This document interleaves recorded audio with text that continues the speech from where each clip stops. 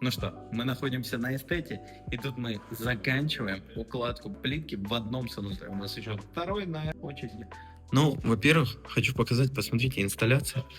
Этот запил в 45, этот 3D угол. Посмотрите, как аккуратно, красиво все сделано. Также у нас, помните, зашита тут вся стена, водоразборный узел у нас тут стоит, так как котел у нас тут один он.